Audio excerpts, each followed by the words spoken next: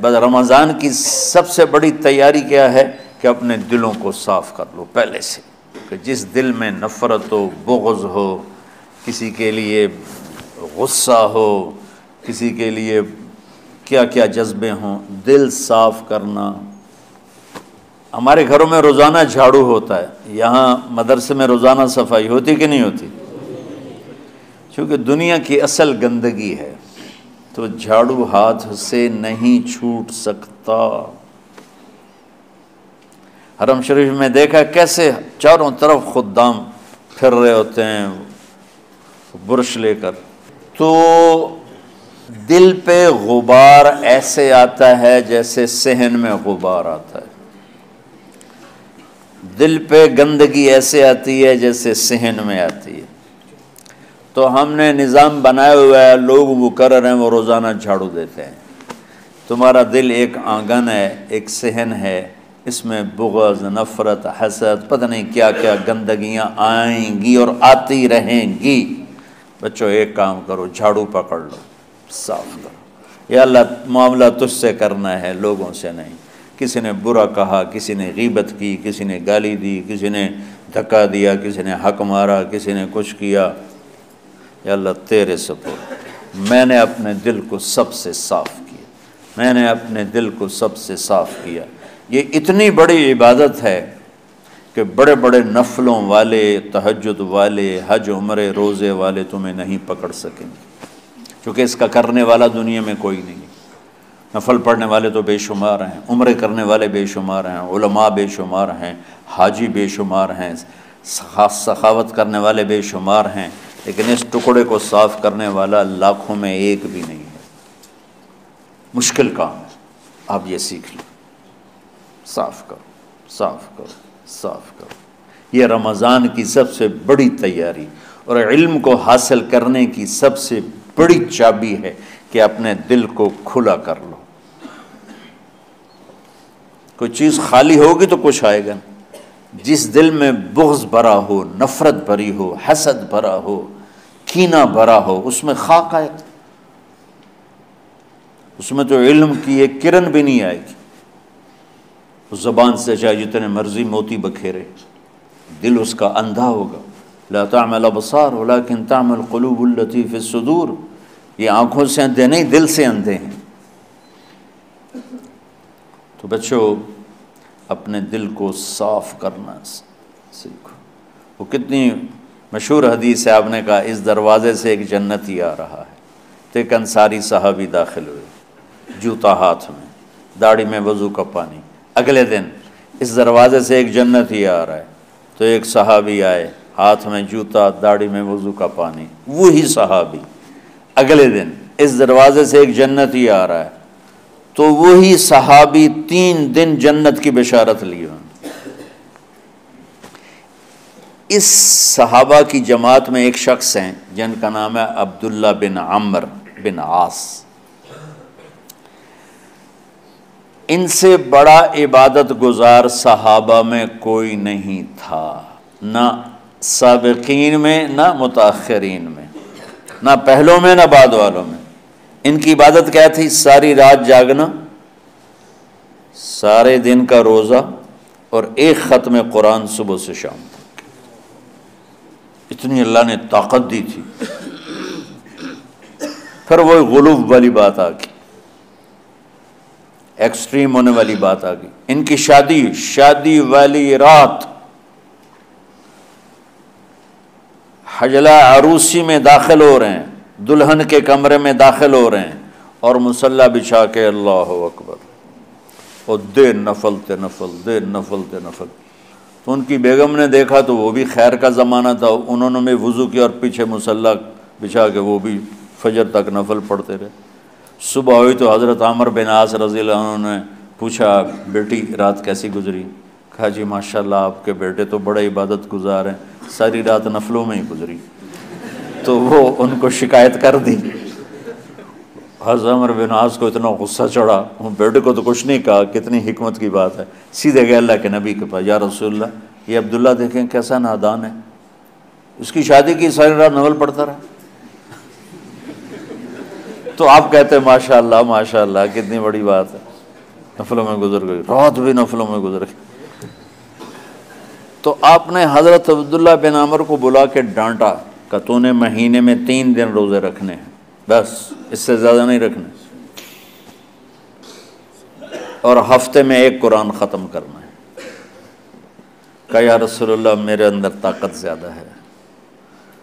پھر اچھا 15 دن روزے رکھنے، کہ نہیں میرے اندر طاقت زیادہ ہے۔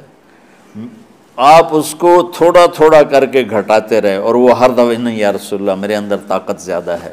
تو آخر میں آپ نے کہا اچھا چلو صوم داؤدی پہ آ جاؤ، 1 دن روزہ رکھو، 1 دن افطار کرو، اور 3 دن سے پہلے قرآن ختم نہیں کرنا۔ تو آپ نے اس کو پیچھے کیا۔ یہ بیٹھے تھے اس محفل میں، ان کے دل میں آیا کیا یہ بزرگ مجھ سے زیادہ عبادت کرتا؟ رات میں ساری جاگتا ہوں، دن روزہ رکھتا ہوں، 1 ختم کرتا ہوں، تو جنت کی بشارت تو مجھے ملنی چاہیے تھی، ان کو کیسے مل رہی؟ یہ کسی کتاب میں نہیں لکھا کہ یہ ان کا جذبہ تھا، لیکن جو کہ میں ان کی سیرت کو جانتا ہوں تو مجھے خیال آتا ہے کہ ان کی نفسیات میں یہ بات آئی ہوگی، چونکہ صرف انہی کو خیال آیا کہ میں جا کے دیکھتا ہوں کہ یہ بزرگ کیا کرتے ہیں۔ تو ان کے پاس پہنچ گئے، چاچا ذرا، وہ ادھیڑ عمر تھے، چاچا وہ میرے ابا تھوڑے ناراض ہیں، تو کچھ دن آپ کے پاس گزار لوں؟ کا بیٹا بسم اللہ آ جاؤ۔ اب رات ہوتے ہی عشاء کی نماز پڑھ کے انہوں نے جلدی سے چادر اوپر لی اور یوں سراغ کر کے ان چاچا کو دیکھنے لگے ایسے کر کہ اب یہ کیا ساری رات سجدہ کرے گا، اور ساری رات روتے روتے روتے روتے مصلی گیلا ہو جائے گا، یا ساری رات رکوع کرے گا، ساری رات قیام کرے گا، ساری رات قرآن پڑھے گا، اس تصور سے یوں دیکھ رہے۔ اور وہ بزرگ صحابی تشریف لائے، سرانے پہ سر رکھا، اللہم بسمک اموت و احیا، ہو گئے۔ اب یہ دیکھ رہے ہیں ابھی اٹھیں گے، ابھی اٹھیں گے، ابھی اٹھیں گے، اٹھے نا، فجر کی اذان پہ اٹھے۔ اب یہ تو حیران پریشان ہو گئے کہ یہ کیا ہو؟ اس زمانے میں تو منافق تہجد نہیں چھوڑتے تھے ڈر کے مارے کہ پتہ نہ چل جائے ہمارے کفر کا، تو یہ چاچا جنت بھی لے گیا تو ستا بھی پیا کہ چلو کل دیکھوں گا۔ اگلی رات پھر چادر سر پہ کر کے اور یوں سوراخ کر کے لیٹے ہوئے اور دیکھ رہے۔ چاچا پھر تشریف لے اور سرانے پہ سر رکھا، اللہم بسمک اموت و احیا، ہو گئے۔ فجر کی اذان پہ اٹھے، یہ اور پریشان ہو گئے کہ میرا نبی کا فرمان تو سچا ہے، اس میں تو شک بھی کفر ہے، لیکن عمل کیا ہے جس پر اس کو جنت کی بشارت ملی؟ 2 رکعت نفل بھی نہیں۔ اور آج کے دور میں تم میں سے ماشاءاللہ اکثر بچے تہجد پڑھتے ہیں کہ 1 رات اور دیکھوں گا، تیسری رات اللہم بسمک اموت و احیا، ہو گئی ساری رات۔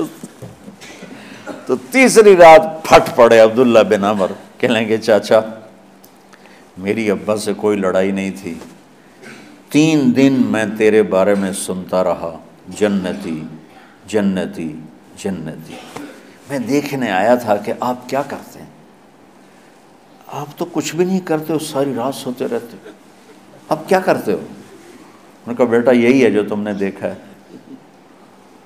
اب ان کو سمجھ میں نہیں آ رہا کہ یہ جوڑ کیسے بٹھاؤں، ادھر جنت کی بشارت، ادھر ساری رات خراٹے، اب یہ اس میں جوڑ کیسے بٹھاؤں، کیونکہ نبی کی بات تو غلط ہو نہیں سکتی۔ جب وہ دروازے تک پہنچے تو کہنے لگے بیٹا ادھر آنا، واپس آ گئے۔ کہا اب میں تمہیں اصل راز کی بات بتاتا ہوں۔ کہا کیا ہے کیا ہے؟ تو یہاں ہاتھ رکھا، کہا یہ جو دل ہے نا، اس میں کسی انسان کی نفرت نہیں۔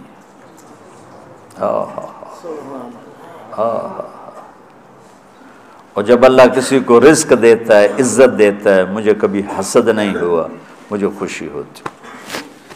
تو عبداللہ بن عمر نے کہنا تھا ہاں یہ بات ہے، نہیں، انہوں نے کہا ہاذا ہوا، اچھل کے کہنے لگے ہاذا ہوا، ہاں ہاں ہاں ہاں یہی ہے یہی ہے یہی ہے۔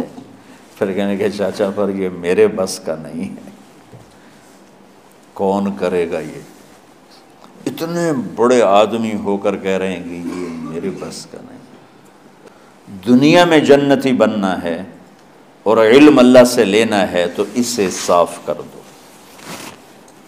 سب کی نفرت سے اس نے مجھے یہ کیوں کہا، اس نے مجھے یوں کیوں دیکھا، اس نے میرے بارے میں یوں کیوں کہا، اس نے میرے بارے میں یہ کیوں لکھا. جس کی تعریف ہوتی میری کتنی برائی ہوتی. صرف تعریف تو نہیں ہوتی، بھرا پڑا سوشل میڈیا مجھے گالیاں دیں. اللہ کے فضل سے میرے دل میں ایک ذرے کے برابر کبھی کوئی منفی جذبہ نہیں آیا. آئے تو میں دھو کے صاف کر دیتا ہوں. یا اللہ میں نے اپنے دل کو صاف کیا، میرا معاملہ تیرے ساتھ ہے، کسی کے ساتھ نہیں. یہی آپ رمضان کی سب سے بڑی تیاری، علم کے حاصل کرنے کا سب سے بڑا ہتھیار آپ کو یہ نہیں ہے کہ تمہیں کتابیں یاد ہو جائیں، تمہیں اشعار یاد ہو جائیں. تو ساری امت سے کہتا ہوں رمضان کا استقبال کرو دلوں کو صاف کر کے، نفرتوں کو مٹا کے، مذہبی نفرت، دنیاوی نفرت، رشتوں کی نفرت، بول چال کی نفرت، سیاست کی نفرت، لین دین کی نفرت، ان سب سے اپنے دل کو صاف کرو تاکہ رمضان میں اللہ نے علم اتارا، اللہ تعالیٰ آپ کو علم عطا فرمائے. اور باقی لوگ جو عام دنیا میں زندگی گزار رہے ہیں ان کے دلوں میں اللہ رمضان کا نور اتارے اور ہدایت کا نور اتارے. یہ سب سے بڑی تیاری ہے اس کی. اور کسی سے گلہ ہے، غصہ ہے، ناراضگی ہے، کسی سے بولتے نہیں ہو، ابھی سے شعبان آ چکا ہے، آپ شعبان سے رمضان کی تیاری شروع فرما دیتے تھے. تو اس کی تیاری کیا ہے؟ وہ دلوں کو صاف کرو، معاف کرو، معافی مانگو.